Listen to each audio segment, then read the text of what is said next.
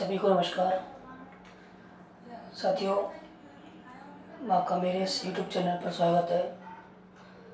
देखिए फ्रेंड्स, जो बच्चे पटवारी की तैयारी कर रहे हैं, एनडीए की तैयारी कर रहे हैं, आरएस की तैयारी कर रहे हैं, रीट की तैयारी कर रहे हैं, हाई कोर्ट क्लर्क की तैयारी कर रहे हैं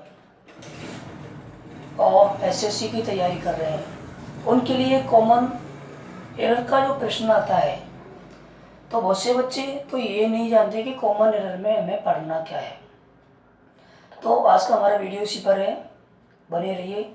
आज मैं आपको बता रहा हूँ कि कॉमन एरर्स जो आती हैं उनमें आपको क्या क्या पढ़ना है। तो कॉमन एरर का जो टॉपिक है, जो कॉमन एरर के नाम से आता है, ध्यान से देखना।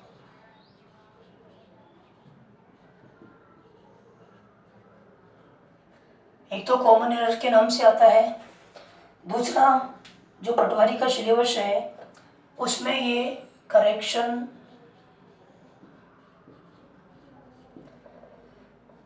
ऑफ कॉमन एरर्स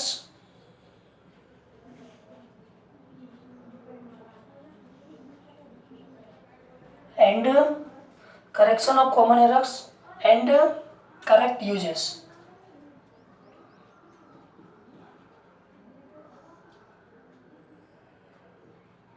ध्यान देना बच्चों। एक तो हमें क्या पढ़ना है, करेक्शन ऑफ कॉमन एरर्स। बात यही है कि कॉमन एरर कौन सी है, उसको हमें करेक्ट करना है और उनका सही यूज किस तरह से करना है, ये हमें देखना है। तो कॉमन एरर की यदि हम बात करें तो कॉमन एरर में आपको किस तरह के प्रश्न मिलेंगे, कौन कौन से टॉपिक आपको इसमें आने चाहिए, कौन कौन से टॉपिक इसमें आपको पढ़ने हैं, तो इस पर हम थोड़ी सी बात करते हैं। तो यहाँ देखिए, जब हम कॉमन एरर की बात करें तो सबसे ज़्यादा जो कॉमन एरर है वो आपकी प्रीपोजिशन की आती है। प्रीपोजिशन का यूज आपको पढ़ना पड़ेगा, करेक्ट यूज, कौन सी जगह कौन सा प्रीपोजिशन होगा, तो वो यदि आप जानेंगे तो आप उसको पहचान पाएंगे। दूसरा, ध्यान दीजिए, दूसरी जो आती है वो आपकी आर्टिकल की आती है, ठीक है, आर्टिकल्स की। और इसी में मैं इसको शामिल कर दूं डिटरमिनर को, यानी कि डिटरमिनर मेन टॉपिक है, ठीक है। उस डिटरमिनर में सम, एनी, फ्यू, लिटिल काफ़ी प्रयोग हैं, लेकिन विशेष रूप से आर्टिकल इसमें हमें मिलते हैं, ठीक है। ये आप जानते ही हो, आर्टिकल का टॉपिक हमारा चल रहा है ग्रामर के पोजीशन में, ठीक। उसके बाद अगली हम बात करें कि अगला जो हमारा टॉपिक है वो आता है हमारा सब्जेक्ट वर्ब एग्रीमेंट।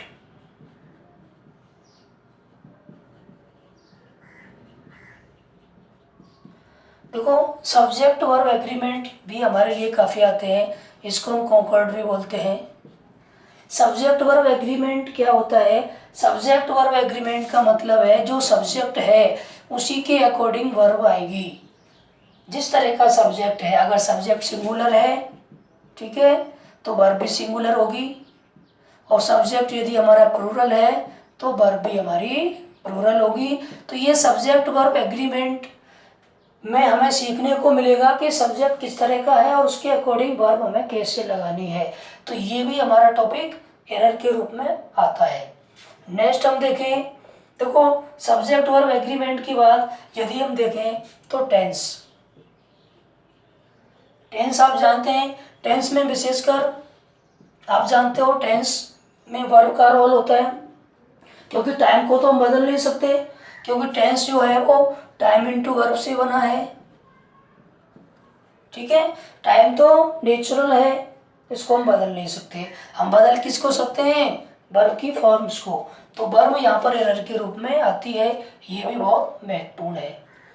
तो नेक्स्ट हम देखें, देखो इसके बाद अगला बिंदु अगर देखें तो जो हमारे पार्ट्स ऑफ स्पीच के टॉपिक हैं, जैसे आप ले लें नाउन।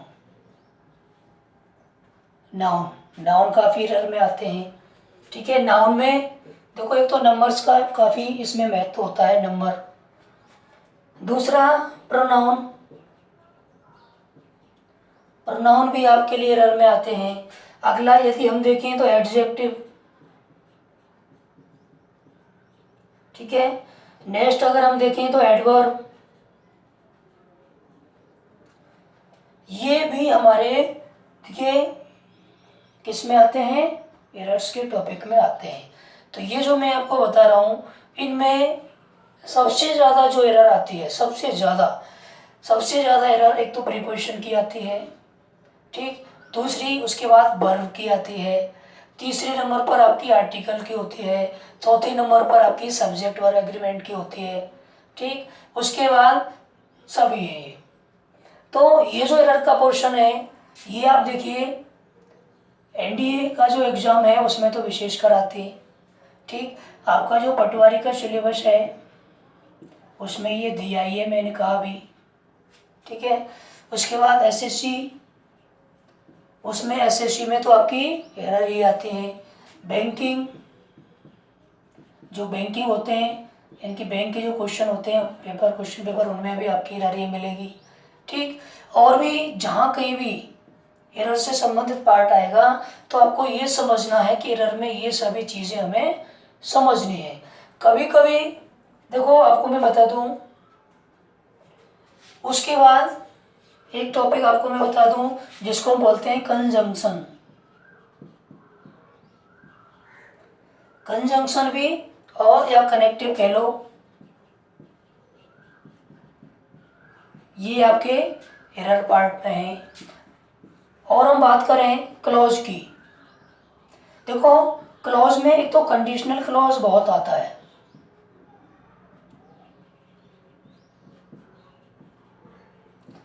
कंडीशनल क्लॉज हमें एरर में काफ़ी मिलता है, ठीक है। और यदि हम देखें तो इसमें आपको पंक्चुएशन, कभी कभी पंक्चुएशन की एरर भी आ जाती है, ठीक है। पंक्चुएशन की एरर भी कभी कभी होती है।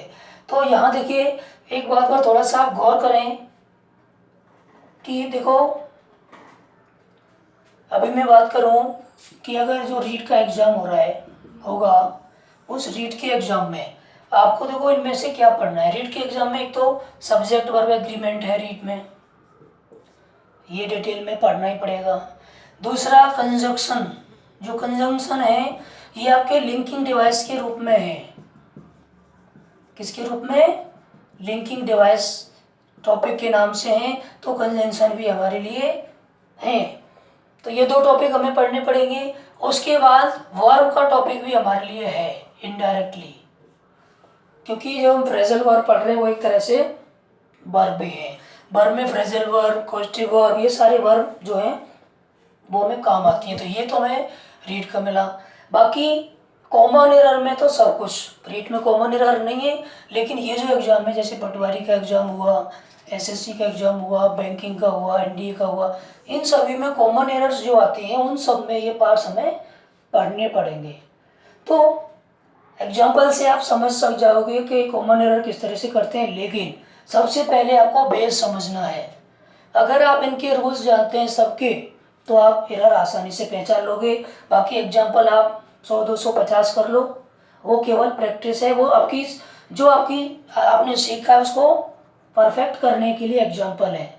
तो पहले आपको रूल सीखने हैं, प्रीपोजिशन के यूज किस तरह से हैं, आर्टिकल के किस तरह से हैं, ठीक है। सब्जेक्ट वर्ब एग्रीमेंट के नियम क्या हैं, टेंस क्या है, नाउन प्रोनाउन एडजेक्टिव एडवर्ब ये क्या है, ठीक है, कंजक्शन क्या है, तो ये सभी पहले आपको सीखने हैं, तब आप इसको परफेक्टली कर पाओगे, ठीक है। ध्यान से समझना बच्चों कि पटवारी का जो एग्ज़ाम है उसमें इंग्लिश काफ़ी महत्व रखेगी, क्योंकि ऑब्जेक्टिव वगैरह जो भी है वो सभी बच्चे ढंग से पढ़ते हैं वो, ठीक है। हाई कोर्ट का जो एग्ज़ाम है, मैंने कहा हाई कोर्ट का एग्ज़ाम है, उसमें हालांकि कॉमन एरर का टॉपिक नहीं है, लेकिन ये सारी चीज़ हमें पढ़नी है उसमें भी। तो इन एग्ज़ाम्स में देखो एसएससी में तो आप जानते ही हो, एसएससी बैंकिंग में तो इंग्लिश और मैथ इनका ज़्यादा काम होता है। तो ये सारी चीज़ यदि आप जानोगे तो आपका सिलेक्शन श्योर है। तो थोड़ा सा आप इसको ध्यान से समझें और इन टॉपिक्स के वीडियो यदि आपको मिल रहे हैं तो उनको समझें, ठीक है।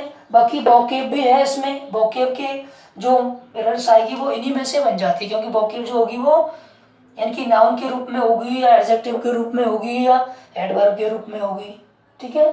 तो ये सब वोकैब भी उसी में आ जाती है, तो वो भी हम चर्चा करेंगे उसके बारे में। मैं वोकैब यहाँ में लिख देता हूँ। वोकैबुलरी किस में आ जाती है, एरर पार्ट्स में आ जाती है। तो इस तरह से आपको ये पता होना चाहिए कि जब कॉमन एरर का क्वेश्चन आता है तो कॉमन एरर के क्वेश्चन में हमें क्या क्या देखना हो सकता है, क्या क्या चीज़ उसमें, क्या क्या बिंदु गलत हो सकता है, प्रीपोजिशन गलत हो सकता है, ठीक है। आर्टिकल इन का प्रयोग, डिटरमिनर, सम, एनी, फ्यू, लिटिल, इनके यूज गलत हो सकते हैं। सब्जेक्ट वर्ब एग्रीमेंट यानी कि सब्जेक्ट के अनुसार वर्ब का सही प्रयोग ये गलत हो सकता है, नहीं है ना। टेंस में वर्ब की गलती हो सकती है, नाउन, प्रोनाउन, एडजेक्टिव, एडवर्ब इनकी गलती हो सकती है। कंजंक्शन में सही यूज नहीं किया गया वाक्यों को जोड़ने के लिए, तो ये गलती हो सकती है, ठीक है। क्लॉज में, कंडीशनल क्लॉज में गलती हो सकती है। तो ये सारी चीज़ हमें समझनी है। तो ये बिंदु आप ध्यान से पढ़ें, तब आप कॉमन एरर के टॉपिक कर पाओगे, ठीक है बच्चों। तो इससे संबंधित और कोई आपका प्रश्न हो तो कमेंट्स में प्रश्न करें, पूछें। बाकी वीडियो को लाइक करें, शेयर करें और सब्सक्राइब जरूर करें। यदि आप इन चीज़ों को पढ़ना चाहते हैं, इन सारी टॉपिक्स को आप क्लियर करना चाह रहे हैं, तो आपको मेरे इस यूट्यूब चैनल पर सारे टॉपिक क्लियर कराए जाएंगे। तो प्लीज़ यदि आप इनको सीखना चाह रहे हैं तो चैनल को अभी सब्सक्राइब करें और इसको शेयर करें ताकि ज़्यादा से ज़्यादा बच्चों को इसका लाभ मिले। Thank you.